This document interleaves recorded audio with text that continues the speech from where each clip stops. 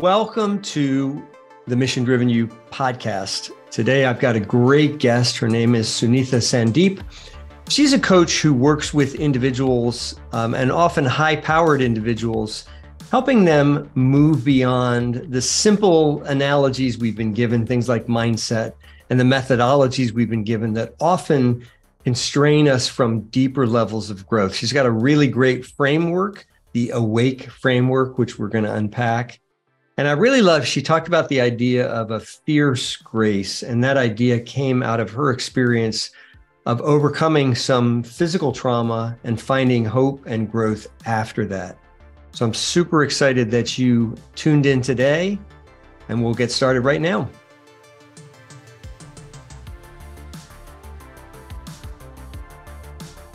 Well, Sunitha, welcome to the Mission Driven You podcast. Thanks for joining today. Thank you so much, Will, for having me. I'm really looking forward to this conversation. It should be fun. And so I mentioned in the green room, there's one question we always start with, which is tell the listeners a story of someone that made a difference for you in your journey and kind of explain how you got here today. Yeah, wow, that's a long story. And I talk about this in my TEDx as well. Whatever happened to me became my teacher, became a catalyst, became my journey. I had a traumatic experience. I went into a medical surgery, and when I got up after a few days, they mentioned that there was an error in the surgery with a severe nerve damage, and my left arm, I couldn't feel or sense it. There was no sensations, no movements.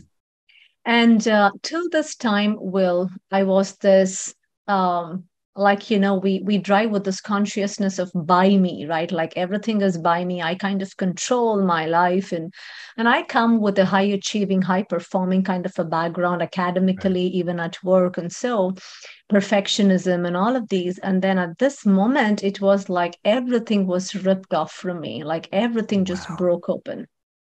And there is like this fear about the future, like what's going to happen, like anxiety, panic attacks. And I then I realized I always had anxiety before, but which I never wanted to accept. But then this moment just literally broke open whatever was hiding behind the doors, and everything started coming in. But I had no training. I didn't even know what was happening. On one end of the spectrum, there was anxiety, and on the other end, there was depression. So it's a constant mood swings that I was going through. And I think more than anything, more than the symptoms of anxiety and depression, there was a feeling of my identity that was being questioned. Who am I? Like, that the whole life was driven by achievements, by successes. Who am I now? Right. And when that part hits, and if you really pay heed to that inner voice that is asking, it's a direction that I believe will take us in. And the story that I tell people is, in fact, that's the theme of my TEDx as well. It says how trauma can lead to positive change. So for me, trauma became that catalyst. That event became the door to what I call as awakening my true potential. So that's what brought me here today. Thank you for sharing that story. I love that. And thank you for being vulnerable and authentic. So thank you. I love that story. Did you have to create a new identity for yourself? Is that? I would have to let go of all my identities, all my virtues, all my labels. And I think this is what I realized on this whole journey is till I was in this empowered consciousness. I mean, I usually talk about the 4 stages of the consciousness that we go through as a victim, or as an empowered, or in the flow, or finally being consciousness. In the empowered way of consciousness, right? It's all about identities. Like I can do this and I will do this, and more attention and awareness on what you want to do, you can go and achieve things. At that point of time, it was very nice to have different identities, different perspectives, different, like, the mindset coaching that always happens, mindset Right. 101, Yeah. like from this perspective, this perspective. At that point of time, it was good for me to have all identities. And it really, really helped me during the early days of my career to be where I was. Right. But I think what this story, this event brought me was a stage beyond the identity, an identity that doesn't have any name, virtue, or a label, yet can function extremely well in the reality of the here and now, in the reality of the presence. And I think that was the shift. And I think we all go through certain experiences. Some experiences are a very compassionate grace. And for me, it was a very fierce grace. I was forced to do this.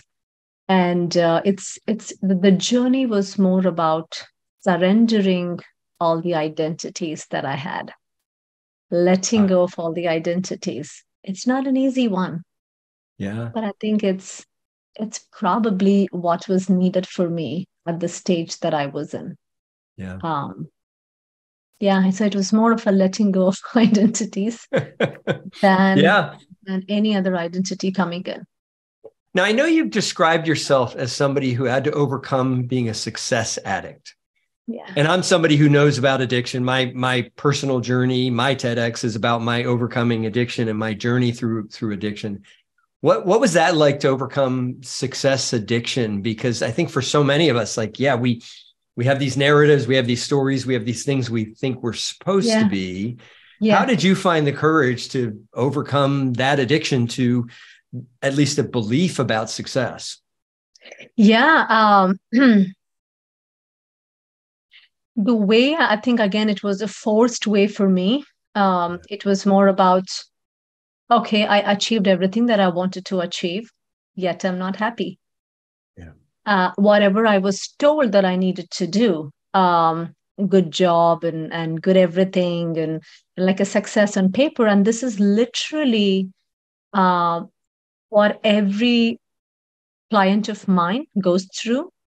And I think it's a certain shift that we probably all go through at certain age or at certain stage in our career or stage in just our human evolution. The question begins to start like, okay, I did this, and you really work hard and you do and you go, you chase and you get it done. And then when that happens, that moment you feel good because what happens is you kind of relax, you kind of release. And when you release, the natural you begins to start operating. Right. And then you feel good. You feel good. But then the only way I knew how to kind of let go was through success. When I would achieve, I could let go.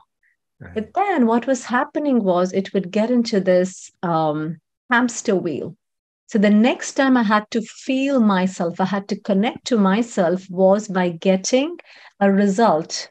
And the result had to be success. And it had to probably be bigger than the last one, right? It had to, exactly. Absolutely. Otherwise, it's not satisfied, right? Otherwise, It's not satisfied. Yeah. So, and again, this becomes, and I think after some time, it just becomes exhausting. Yeah. And there's no fun. It just becomes like a chore. Success becomes a chore. And then we forget to enjoy the smaller moments of our life, whether being with our kids or being with just simple things like just going on a stroll with my spouse or anything. You feel like you're kind of disconnected from the reality and you're somewhere here chasing something. And it's not just a mental thing too. It was more of a body contraction too, because we keep our mind and emotions in such a we'll have to keep doing this and so on. The body has also learned it. So at some point, the body is scared to relax because it feels if it relaxes, something bad is going to happen. It just doesn't know. It doesn't feel safe. So then they all become so contracted. And it becomes more like, I started going through, and of course, the trauma was also responsible, but I had a lot of health issues like fibromyalgia, chronic pain, and I had severe insomnia that went on for a long time. And I had panic attacks that would just go for no reason, like anxiety Right. for no reason. And then I think when that happens, you kind of begin to question, okay, I did this. So what? Like, so Right. what? So what next? Is this how life is going to be from now on? And at the same time, the other thing that I also observed was not only that there was a success chasing that was happening, I was very comfortable in that mode, which meant that I wouldn't even do anything beyond that comfort level, because anything Right. beyond that comfort would mean I would not succeed. So there was a severe fear of failure as well. So Yeah. it not only made me just struggle in that, like, imagining if I was in like a well, a frog in a well, I was always there and Right. continuously trying to do. And Right. I was even afraid to go out of the well. So it started affecting because I was not expanding. And something within us wants to expand, period. And when Yeah. you kind of block it, it starts showing up in our body, in our emotions, in our thoughts, and everywhere. So I think it was a suffering for me that led to question the way I was leading life. Yeah. And of course, like a lot of spiritual practices, I worked with a lot of Zen Buddhist and Advaita teachers on one side. Yeah. And because I come from a trauma background, I also did trauma healing. I'm also a trauma support specialist and positive psychology practitioner on the other side. Um, so both of them helped me to get away from this success addiction. Yeah.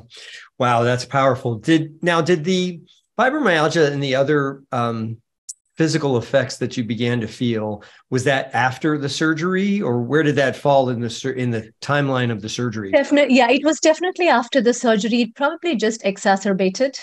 Yeah. Um, it just because going through some trauma, sometimes it's like you can't hide anymore Right. when things like that Right. happens. But I think when I started digging deep, trauma was just a door for me to look Yeah. at things that are deeper held. And when I started getting into a lot of self inquiry practices and then just seeing my own patterns, like what the patterns that was lurking in there, right? Right. Perfectionism, number one thing, like being trying to be in control. Like if I wouldn't do, nobody else would do, or if I wouldn't do, the sky is going to fall. Right. Or being like a people pleaser, always trying to say yes to everybody because I want to be that good girl. And like, Yeah. there was this inherent archetypal patterns, that's what I call them, Right. that I Yeah. think a lot of high achievers and high performers are kind of identify themselves with. Right. That probably was the reason. So Yeah. But a lot of high achievers are not happy, frankly. Like, why is that? nine, Like, what's happening there? How can yeah, you yeah, unpack that for yeah, us? yeah. I think 92%. Like there was this. I forgot the name of the book. And the author, I think Van something. His name is the last name. I'm not getting it. His first name is Van. He talks about that 92% of the high achievers are unhappy. Yeah. Why? Like, Yeah. oh my God, why? Right? Because we were told that if you do 10 things correctly, if you would go get these 10 things in the outer world, we'll be happy. But life doesn't work that way. And we Right. we begin to go do, like as we said, like we would go for success and achieve success, we would Right. we would feel happy. And why they're not happy? Because the whole definition of what success and happiness is needs to change. Right. We hold on to it. And for me, success was what I decided when I was 17 or 18 years old. And at 40, that's not the definition of success. Right. It's Right. completely different. In Right. fact, success needs to change. Like the definition needs to change. Now I'm in a stage where I define success moment by moment. Right. It's Sure. like what I thought was good, like what I thought would make me happy yesterday is not gonna. Like you see, it's such a fluid one. Right. um, and then also I think it's holding on to this idea of success, right? Yeah. um, Somehow we have been trained to be happy only when we succeed, Right. and failure is an emotion, is a sensation that we have always avoided. We Yeah. just don't want to feel it, like we just want to resist it. And more and more practices that we go in to just feel what failure feels like. What's the experience of failure? Right. What do you feel when you fail? You see, and then you'll feel like, oh, it's just an experience. It's just a feeling. Oh my God, now you're not afraid of failure. Right. And that is the true happiness. That is the true fulfillment. But then we're only trying to feel happy through success and nothing. I don't think we can hold on to anything. I don't think we can grasp onto anything all the time. And grasping on is what causes suffering. Resistance is what causes suffering. Yeah. And that's where it is. Yeah. Yeah. And isn't this part of the problem, because I know you work with a lot of executives and leaders, isn't part of the problem here that so much of what we bring in terms of self-development or self-improvement or personal growth, whatever we call it, to our executives and our leaders, is just kind of the same repurposed stuff, right? We're not really offering new things. And particularly some of the things you're talking about are kind of scary. Like it's scary to let yourself feel failure, isn't it? Do we need a new way of thinking about growth? Completely. I definitely think it's time to move beyond self-development, self-growth, and especially for leaders.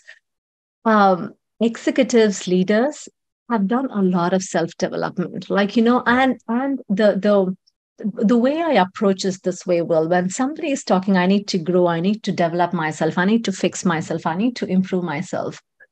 The self that we are talking, which self are you talking about? Right. Because the self, the egoic self, or the egoic identity that we call a self, will be a never-ending journey of improvement and development. And there's always more things to do there. And we can get caught up in that vicious cycle as well. And then there is a deeper part to us, what we are. There's a deeper part. And the self-development needs to shift to self-discovery. Yeah. And what we all are innate by default at the level of the consciousness, and of course, what's become a little bit tough to describe here, but the first level of expression of consciousness is compassion, is empathy, is humanity, which we naturally can feel.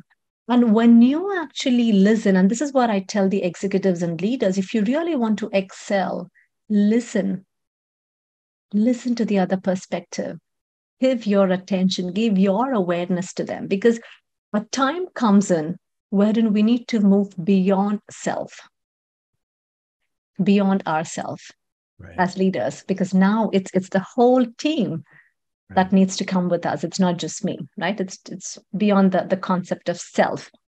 And that's a big shift, which means to let go of your small self is not easy, because it comes with its own set of fears, vulnerabilities, emotions that we have been hiding, traumas that are sitting in there. So the body is not going to let it. Even if we want to put our attention on listen deeply with mind, body, and soul to somebody, we can't, because something is holding us. It feels unsafe to let go. Yeah. So the number one work for leaders is an inside out transformation. Is clearing things. It's removing those layers and layers of conditioning at the mental level, at the emotional level, at the body level, and if they're ready, at the energetic level. To remove them at that many layers. And then see what naturally comes out, because what naturally comes out is power, it's courage, it's empowerment. But that's beyond self trying to empower itself. It's a natural expression. And that kind of feels very connected with humans, with the world, with the reality. And I think that's probably the shift. And I talk about this shift saying we need to go from a masculine energy to a little bit more into the feminine energy, which is embracing, which is accepting, which is more in the flow, which is compassion and empathy. And that's the shift that is needed. Yeah. I want to ask, I want to double tap and drill down a little bit on the energy, the masculine and feminine energy, because I want to start.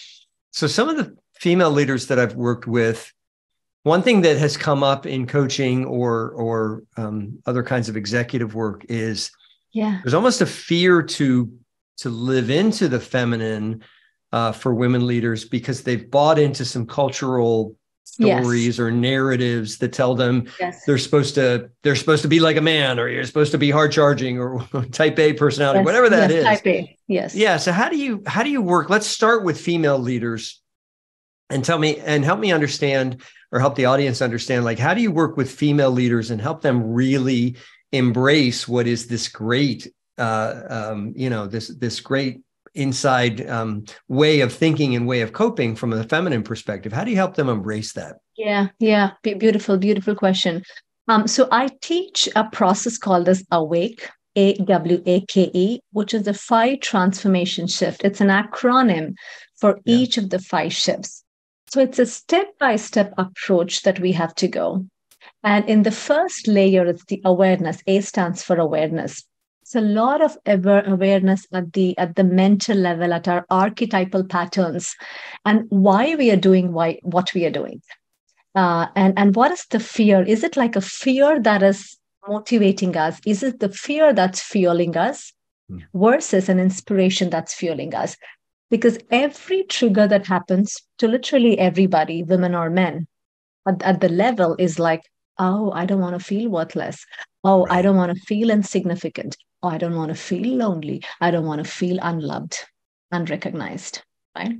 So that literally is driving every action that we take. And I think just understanding that it's not the external triggers that cause this, it's the internal fear that causes it. That's the number one step, which is what we go dive deep into and then understand those. So that's the awareness, like it's a 101, like any transformation 101. Right. And then the after you have a little bit more self-awareness of how you're operating, and you'll stop blaming yourself and beating up yourself for the way you are. You kind of, this is the reason. Oh, yeah, this is how I am, and this is what it is. The second step is AWAKE, is W with this within. And here is a lot of somatic practices. Because I come from a trauma healing background, I do a lot of somatic practices. It's beyond mindset. It's beyond these certain belief structures that our body is holding on to. You really have to achieve to make your way up.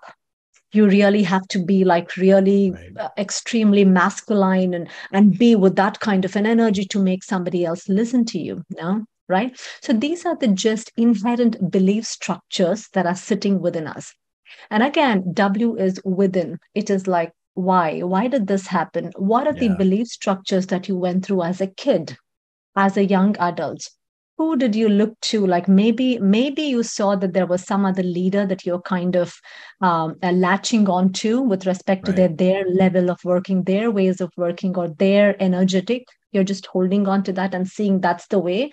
That's not your real way. That's not who you are.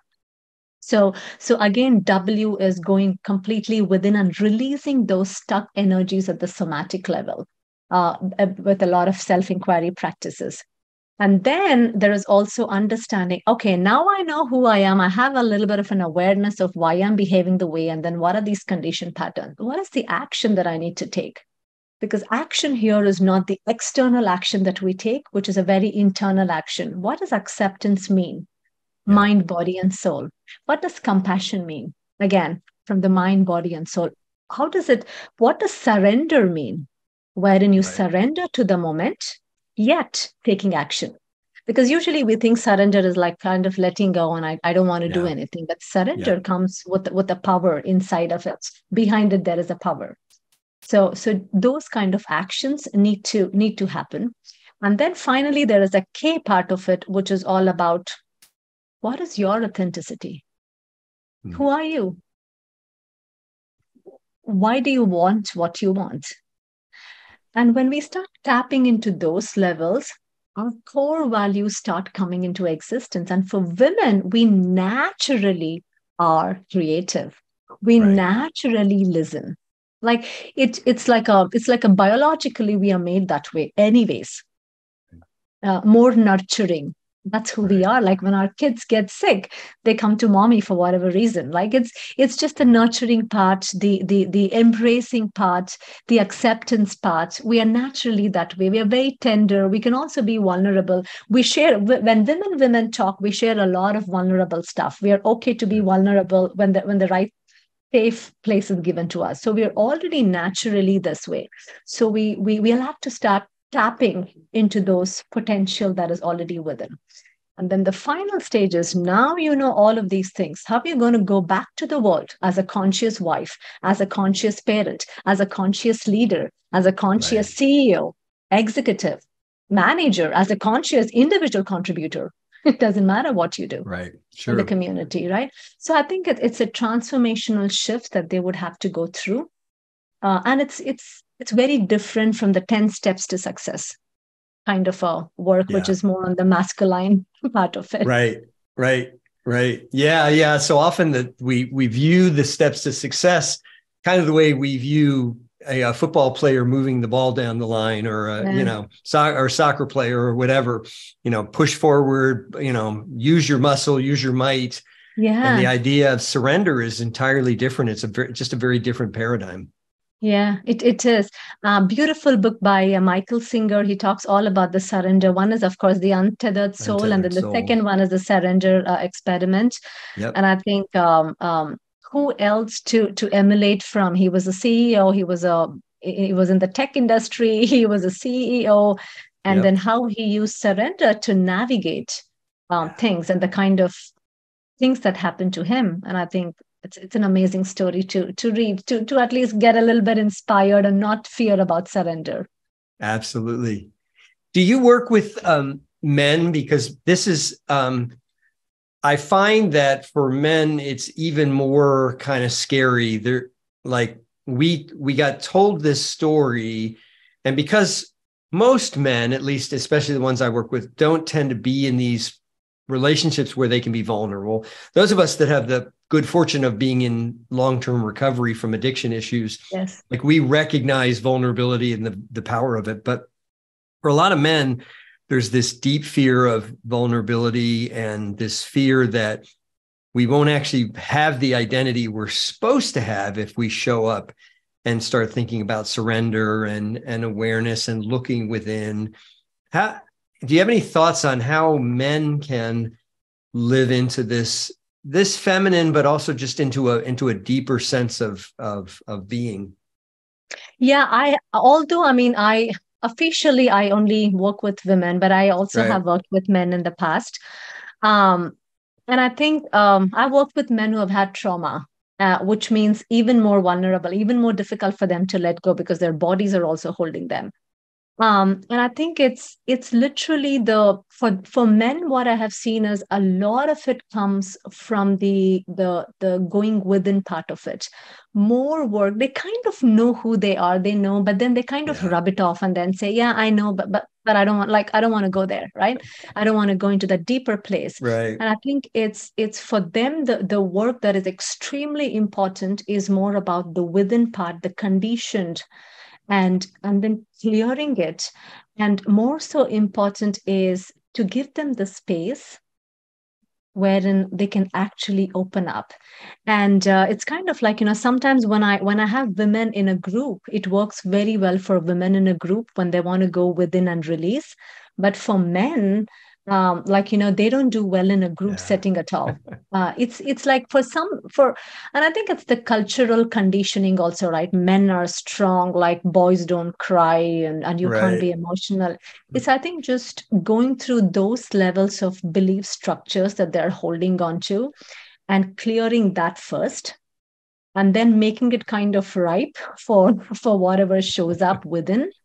and Right. and I think it's how much they can trust the space that they are Yeah. in to really go and maybe cry it out and be emotional, because men usually tend not to be emotional. They kind of rub it Right. away, right? Rub it Right. off.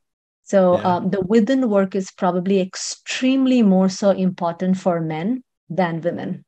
Yeah. Yeah. And men tend not to want to focus. I know myself, I tend not to want to focus on the trauma that I've gone through. Men, like we're told culturally, brush it off, dude, get up, okay. So you got knocked down, pull yourself up by your own bootstraps. Let's get going. Why is trauma? And I want to broaden the question for both men and women. Why is trauma so important that we address in the coaching process and in the self-discovery process? Yeah. So trauma is something that doesn't show up until it's triggered. That's the problem with trauma. All other conditioning, right? You kind of know, oh, this is my pattern, this is my condition, and this is my belief structure. I know that. And I can go and I can observe that from awareness. We do this presence practices, be the presence and let it go, and then experience those feelings and sensations. But trauma is kind of a hidden, repressed, because to be even aware of what's happening, right? You need to look at what's happening. Like you need to be aware, you need to be conscious of what's sitting there. Trauma is hidden. Trauma is repressed. It's not even suppressed, it's repressed. Anger, frustration, and all of these other negative emotions are suppressed, meaning the more you keep on suppressed anger, someday it'll become like a pressure cooker and it'll burst off. It'll at least release someday. And that's not the right way to release, but at least you know that there is anger sitting within you. And then you'll be like, okay, I need to manage my anger or control my anger. Problem with trauma, like as we just explored, it's repressed, it's hidden. And the only way the trauma comes out is through triggers. And now the trauma, the body is reacting to trauma. It's not your mind or it's not your emotions. It's your somatic level that is reacting to triggers, which now means for leaders, if you take a trauma repressed leader and put him to lead, what's going to come out of it for small triggers? Everything has to go according to the leader. The fear of uncertainty is there. And for leaders, if you're extremely risk averse, there's nowhere we're going to go as leaders. We need to be comfortable with uncertainty. And trauma doesn't like uncertainties. Trauma doesn't like being unsafe. Trauma doesn't like being unknown. So it's all the more important to go through those repressed emotions. And trauma is a very broad name. Trauma doesn't have to be something like a major event that has happened in our lives. Trauma can be an emotional neglect as a kid. Trauma can be just a mental abuse that you received from your spouse. It could be some bully during your school, your high school. So there's no definite, because trauma is a very subjective experience. You may experience the same thing and I may never experience that, right? So unless and until you really go into the trauma-informed kind of coaching sessions and release that, you wouldn't even know why you're acting this way. Like sometimes women come and tell, like, I have no clue. I know I was not supposed to do that. I knew I had to do this, but I don't know what happened. Like, and even in addiction, like it's like, know you should not be, but then something within, because that was the coping mechanism. Addiction was a coping mechanism. So because it's sitting at the level of body. So it's, and it makes what you're saying brings up Bessel van der Kolk's book, The Body Keeps the Score. The body keeps the score. Yeah, the body is keeping track to sort of go back to what we were talking about earlier.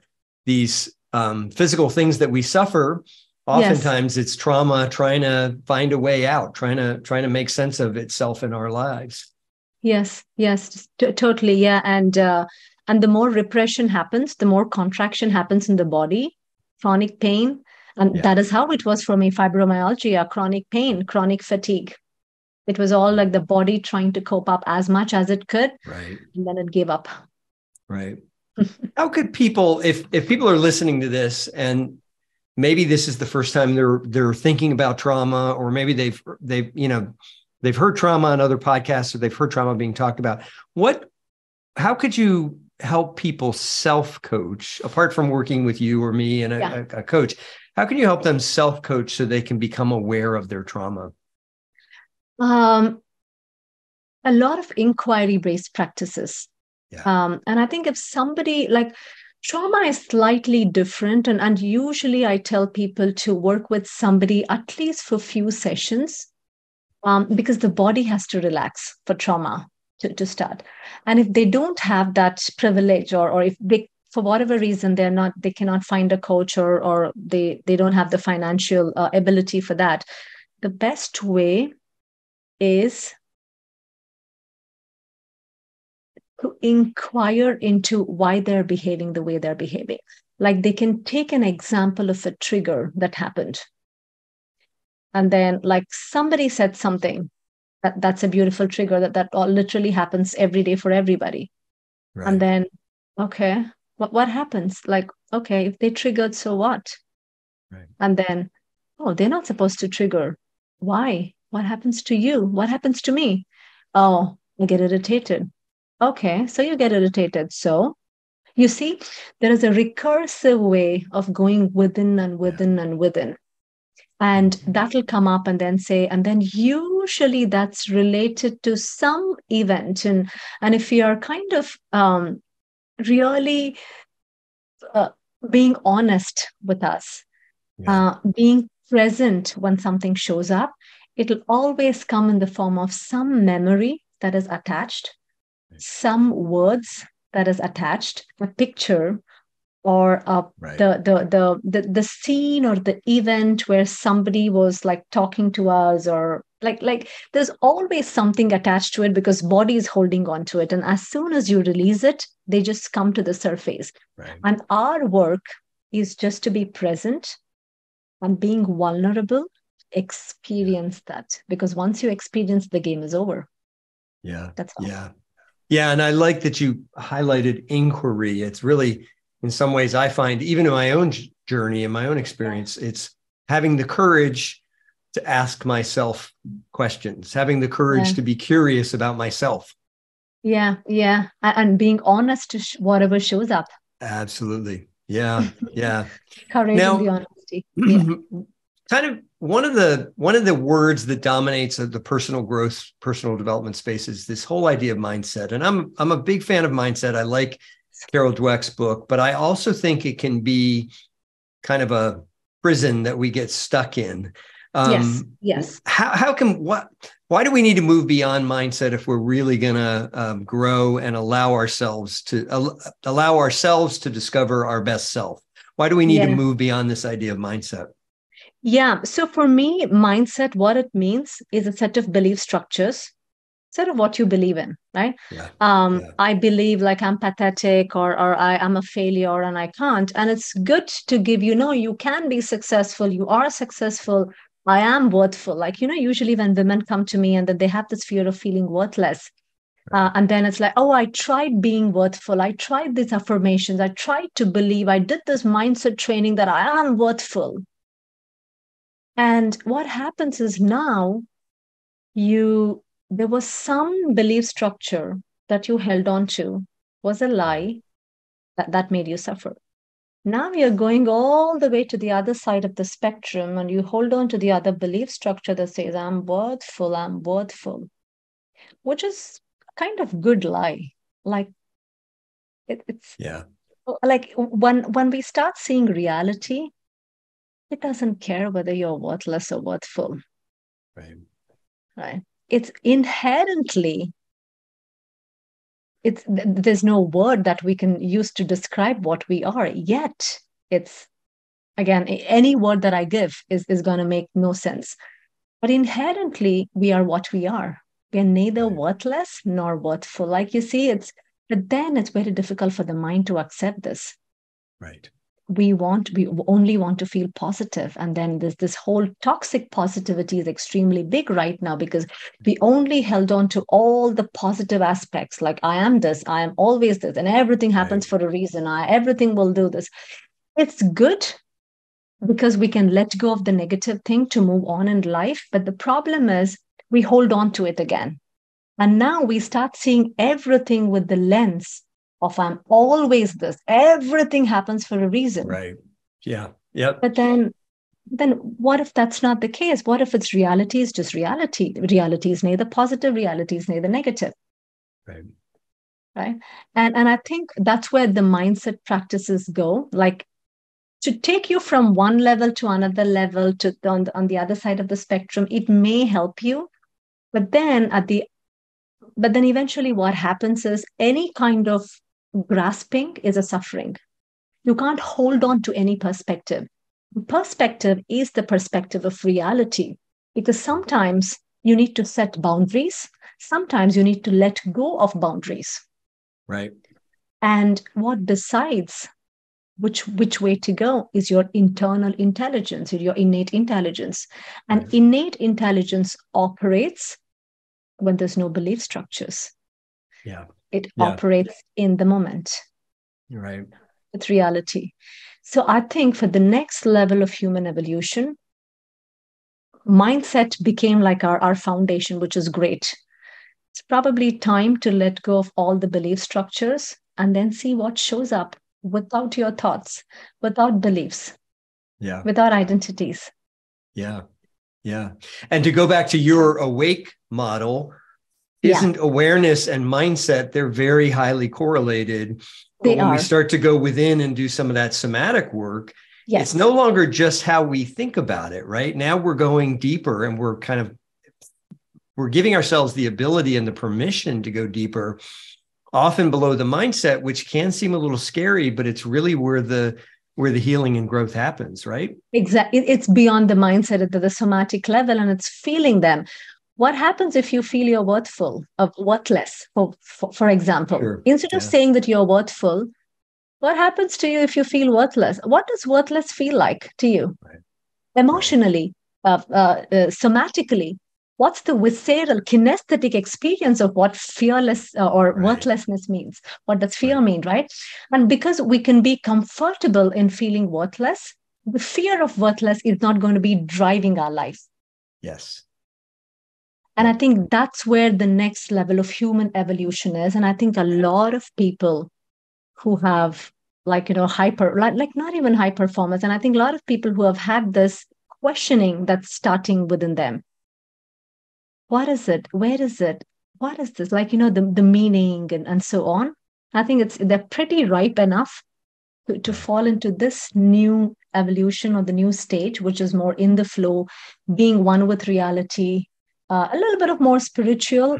But I think we'll take that. We'll take Yeah. that because Yeah. sometime I think going within is all about going closer to our soul, our consciousness. I usually call it as consciousness. So I think that's the next level of growth for all of us. Yeah.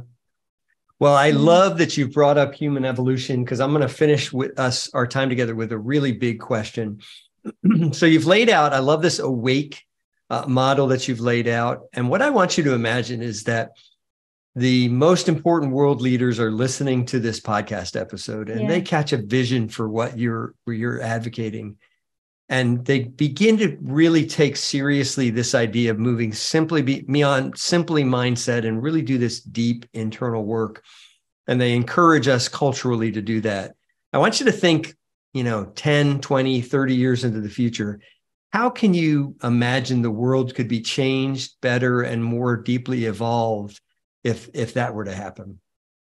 Wow. Oh my God. I wouldn't even know how the world would look like, to be very frank. Um, but I'm hoping that at least there would be less of mental health illnesses and Right. chronic illnesses, anxiety, depression. And then we will probably look at anxiety and depression and all of these mental health as symptoms, not as illnesses. They're just symptoms.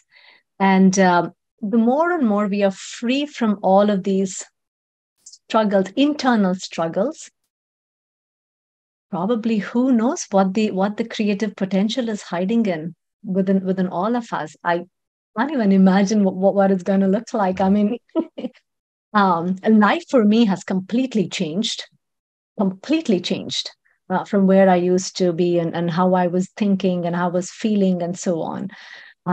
If more and more people are doing this, I think there'll be less suffering within. That's a beautiful place. probably for all of us. I love that vision. I love that Yeah. vision. Well, Sunitha Sandeep, this has been an incredible time together. If people are listening to this and they want to find you on the somewhere on the web or in the world, how do people reach out to you?